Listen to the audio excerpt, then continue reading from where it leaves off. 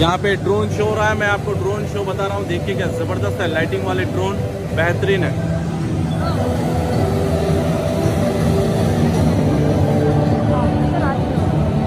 तो ये भाई बैटरी अभी चेंज कर रहे हैं। इधर the battery is going to change inside.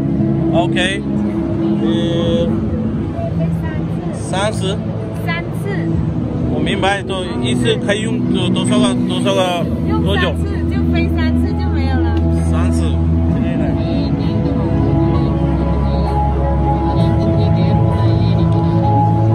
Battery change कर रहे हैं, उसके बाद में ये ड्रोन उठेगा, फिर उसके बाद में देखिएगा।